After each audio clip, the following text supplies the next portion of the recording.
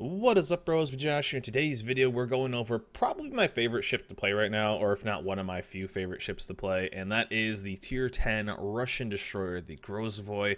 And this thing is an absolute unit. This is something that has been amazing, and it's gotten really stronger since there's been more and more CVs. And this was a game that we were playing on our alternate account, and it just shows how freaking this thing is just a monster. It's so good, it has so much life, and it is just a threat that is so hard to deal with when you're going against it. Back when the Yuan got pre-nerfed, this was the only ship I feared going 1v1, and that was obviously before the Harakumo and Kazi. But still, the Grozovoi, just with its ability to heal, is just so insanely good. The captain build I ran for this was this. In this video, we are running this captain for my Grozovoi, and this just matches my playstyle, and in my opinion, is a really good overall build for the Grozovoi. Obviously, we are using Ovechkin, which was a limited time offer, so if you don't have it, obviously any captain will work. It was just nice that if you were able to get him, because the two bonuses are really, really good for the Grozovoi, this being expert marksmanship and survivability expert getting a buff, which as you see with the buffed survivability expert, our hit points is almost 25,000. This works wonders because we do get those extra heals. So this is the normal build I'm running though. Priority target, last stand, survivability expert, and then concealment expert. If I was running with a division, I would probably run something else for a while. I was running AFT. I didn't feel like it's really needed, honestly, for kind of a solo build. If you want to be a super farming open water Grozovoi, this will work. To me, though, I felt like the range that this ship offered already was plenty, so I went with radio location. And then this one is something that a lot of people will have a little bit of problem with, and the reason I went with superintendent instead of BFT or even demo expert in one of these is because you only have 2 heals, 2 speed boosts, and 2 smokes without superintendent, assuming you're taking the premium consumable. So I really like that third smoke. You will go through your smokes extremely fast. Also, getting that third heal can either make or break your game. And then obviously picking up extra marksmanship. This is just something that's a nice quality of life thing. You could easily pick up. As you see, I don't have adrenaline rush. You could drop this for adrenaline rush, but this is just a nice quality of life thing that I really enjoy. Obviously, that's something I would honestly pick up. But radio location is wonderful. You can still be a hunting DD. And that's one thing that really kind of comes up a lot in the stream of which line should I go down when it comes to Russian destroyers. Now, obviously, on this account, I only have the one, but it's Kaba versus Grozovoi. And I feel like it's pretty easy to pick one of these lines these days.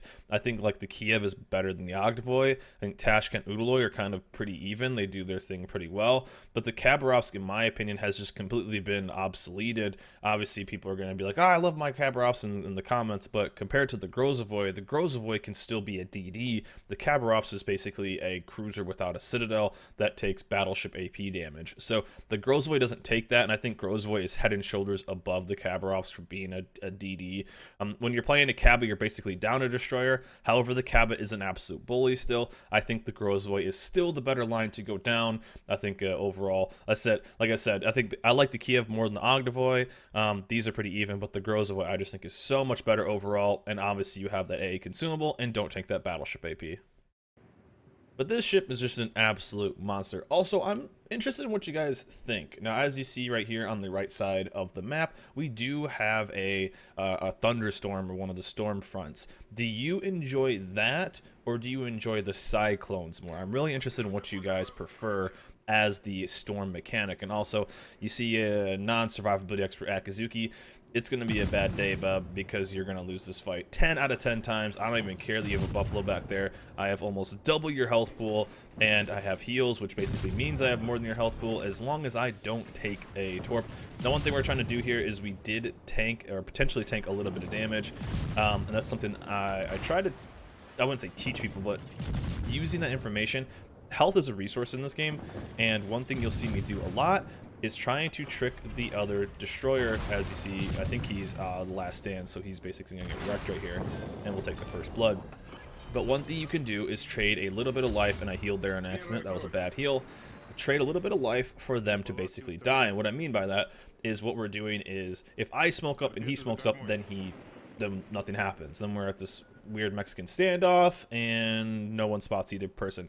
But what I'm trying to do is potentially bait out a little bit of a shot from him. As soon as they shoot, then I am able to then smoke up, because if they don't smoke up right after, then the people, as you saw, the Bismarck, the North Carolina, and whatever the cruiser is right there, the Salem, are going to be able to keep that spotted because they're within his firing range. It's a really good little tool, a really good little trick to keep them in check, I guess, or keep them spotted, and you can potentially save a lot of life by getting a lot of damage in on them. Now, I wouldn't have needed to kill the person, as you saw that I got out of the cap basically really quick, because I got out of my smoke really quick because I didn't want to take the potential torps that he launched on me. But one thing you can do is tank a little bit of damage, because you're just trying to bait them into a shot, and once they shoot, then they have 20 seconds of firing, and you can then smoke up, and then he's spotted by the rest of the team. So that's what we were trying to do there, and you'll see me do that a lot.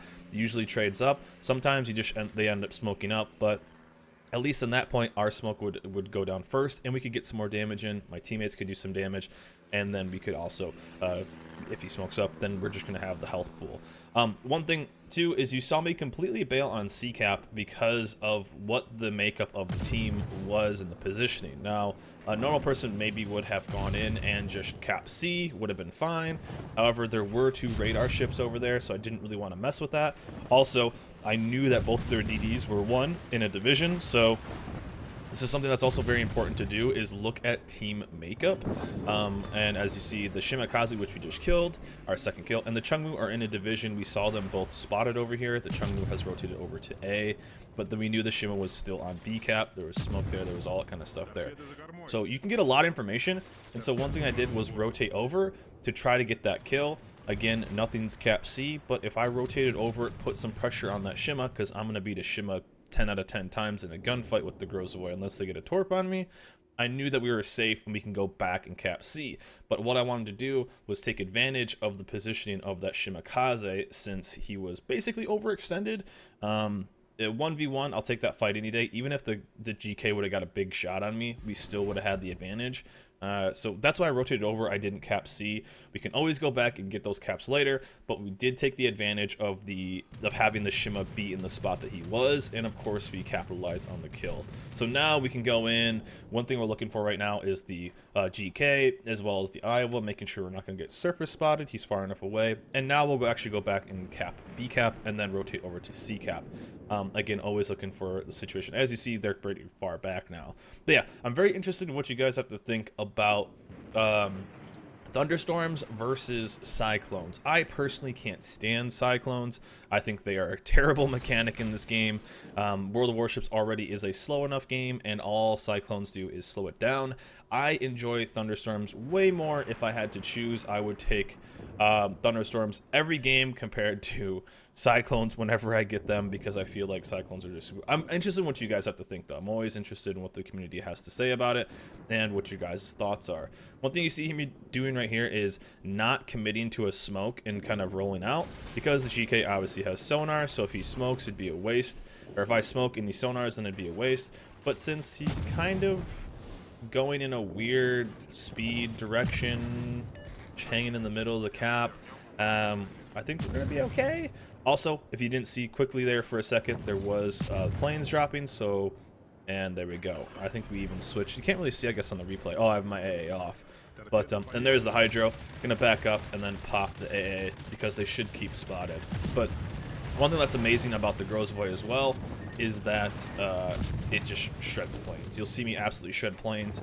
I'm not really spec'd into planes, as you saw my captain build. I'm not into too much of AA build, I guess. You could run a full AA build and just absolutely shred, but for me, it really is just kind of a standard build, and it's nice to have the AA consumable, because you can clear out those planes and get that cap.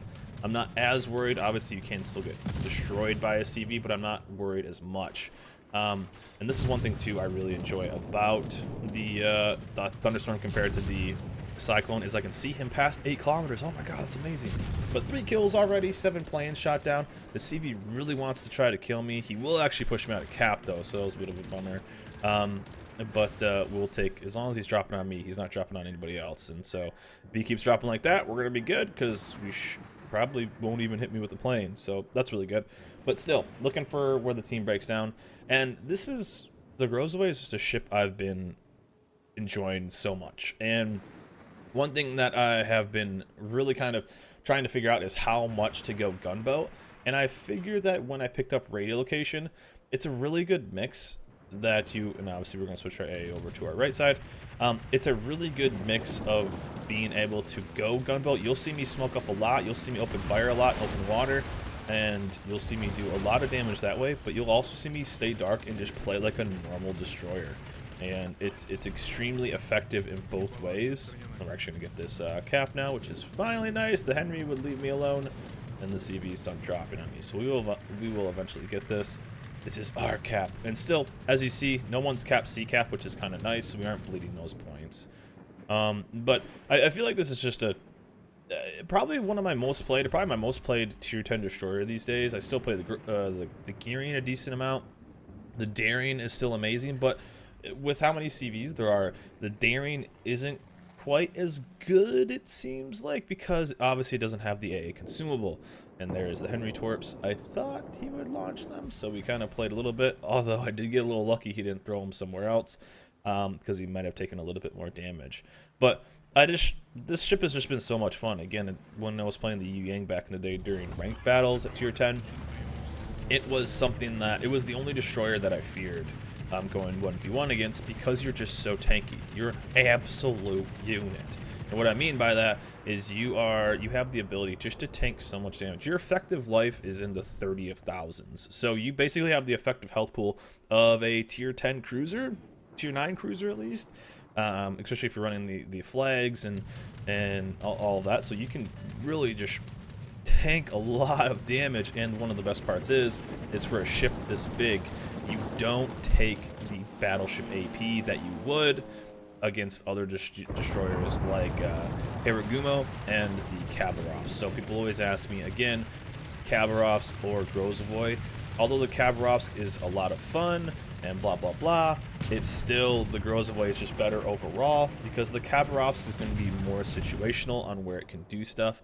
And if you have battleships and cruisers that really know what they're doing, the Khabarovsk can actually get pretty beat up. Yes, it's extremely fast, but the Grozovoi just has the ability to not take those big hits. You can still dev strike Khabarovsk with battleship AP. You can't really do that with, I think it might be impossible with Grozovoi AP, or battleship AP against Grozovoi. So it's just such a good ship, and it's basically immune. I mean, it is another ship that is about that size. So I always found it kind of weird that the Grozovoi doesn't have the same rule as that, but it still has the ability. Again, we're going to smoke up here, and I found that Grozovois actually pick on Henrys a little bit. I don't know why, but it really feels like the Grozovoi can pick on Henrys, because it has so much pen with the 130s, and it has the ability of just a high rate of fire. Again, we don't have BFT, so that would be something. But if we had BFT instead, this is a really good example of why I take Superintendent, is we would have the ability, we wouldn't have the ability to have this smoke. Only having the 2 smokes is actually quite brutal. But look at that damage. 4100 with Russian AP is very strunk, so strunk. And so we're going to take this. He's going to roll into my Torp, switch back to HE because he just repped it, and then we're going to take it home. And I think we get our Kraken right here, unless they try to steal my kill. But still, the battleship there, the HE, the AP is so good on this ship, and I really, really enjoy it a lot. And I find it to just be a very easy destroyer to play. And 3600, it's so good. So freaking good. There's our Kraken, so we're good there. Get our last little heal, and we're on good. There we go. And then we're gonna go back and get C cap. It's only been 12 minutes since we've kind of engaged there, and we can finally go back and get it. No one's had it, so even though we have bailed on it, but I just find this ship so good at basically everything. Now, it's not the stealthiest. It doesn't have the best torps. It has good guns, but not the best. And it's just, you know, you get some ships that are okay at everything and not bad at everything. This thing is really good at everything and not really bad at anything. If you want to be stealthy, you can, and be very effective that way. If you want to be a gunboat, you can, and be very effective that way. If you want to be an AA platform, you can, and be effective that way. It's just, there's a billion things you can do with this ship, and there's nothing that it's bad at. And that's what I really enjoy about this ship. ever since in our our Des Moines just got a double strike, so that works. And now we get to kind of pick on this Monarch for the rest of the game. But already 136,000 damage. Kraken, he's going to be running away, which is kind of a bummer. But he gets to do that. We're going to get our cap. And then 26 planes, Kraken, 172 so far main bat hits. But as you see right there, a good mix. And one thing, too, I remember getting into a situation with the Grozovoi and with the Minotaur, and it was on North. I remember doing this live on stream, and obviously we play all of our games live on stream. You come check us out, twitch.tv/mejash. I rounded this corner and we rolled into a Minotaur. Now if you've ever played against a Minotaur as a destroyer, you know that if you are within range of a Minotaur, you're going back to port extremely fast. We almost won a hit for hit with the Minotaur because we almost citadeled him to death. I think we got like 15 citadels or something like that against the Minnow. Minnow ended up killing us. Well, I think we actually ended up trading because I dropped torps, but still, that just shows how much damage. And two, if you get close enough with this DD, the caliber shells with the AP, you can actually do you can actually citadel ships. Now you have to be careful, obviously, getting too close to high tier ships. Most ships are going to have either radar, sonar, or something, and they're going to be extremely scary, but it is doable. It definitely is doable. I've even heard like weird situations where people have gotten citadels on battleships with the Grozovoi, same with Kaba, because of the Russian. So I think that's more just like a random fluke. But I have heard it happen. I think somebody from the stream said they got like a citadel on the GK with the destroyer, so I thought that was kind of goofy. And shout out to John Wood 87 who was talking to us in game, so that was pretty cool. But still, overall, just a crazy ship. I love this ship so much. We're really close to getting the legendary module on it too, so we'll do a video on that. And just wanted to see what you guys think. Also, one of the topics though, I'm interested in what you guys have to say about cyclones versus thunderstorms. What do you prefer? Do you like one or the other? And just overall, what are your thoughts on the weather effects? I feel like there's just too many cyclones, maybe, or maybe I just remember when it is a cyclone and not you know, when we don't get them. But I'm interested in what you think of the two. Which one would you rather have if you could only keep one? But down goes the Monarch, and there it is, a nice GG in the Grozovoi, just bullying everything. Bullying that Kazuki to start the game, bullying that Shimakaze, bullying planes, and just kind of bullying everything. But 152,000 damage. We're running a whole bunch of flags and camos to get that credits up that high, so if you're wondering how we did it, that's why. 2 solo base caps, 5 kills, 26 planes, 4 torpits. I mean, look at that nice little bounce. 226 hits, 4 torpits, fires, floods, defends. I mean, just kind of can do everything. So I love this ship so much. And there we are at the top of the team, 2,500, almost 2,600. Carrying it away, taking it easy. There we go. And then damage against everything. 70k to that Grozovoi, 40k against that Henry. We kind of worked him a little bit, so that's awesome. And also a nice little spread, shooting planes down, damage against other things, farming battleships, as well as doing damage to cruisers. So that's awesome. And then there's the credits we made. So anyways, I'm interested in what you guys think about the thunderstorm. As well, we do everything live on Twitch. You can come check us out, twitch.tv/mejosh. I'll put a link down below. Also, if you are new to World of Warships and thinking about checking out the game, you can check out and use my referral link to help support me as a content creator. And for new players, you can get both the Warspite, an awesome tier 6 premium, as well as the Diana Lima tier 2 premium, as well as 14 days of premium time, and more to come. And also, if you are returning to the game and you have taken a hiatus that is 90 days or more, you can also get free stuff. Same ships, both the Warspite and the Diana Lima. 28 days of premium time, so almost an entire month, as well as 2 super containers, which could have tier 8, tier 9 premiums in them. So if you are brand new, or if you are returning to the game for more than 90 days off, you could come back and get free stuff just by playing the game. And also, if you use my referral link, I'll put a link down below for that. You can check that out and help support me as a content creator. But anyways, guys, wanted to show you this awesome video with the Grozovoi. Hope you guys enjoyed it. Let me know in the comments what you guys think about this ship, as well as the weather effects. But that's it for me. Hope you guys enjoyed this video. Remember to like and subscribe, and I'll see you guys next time.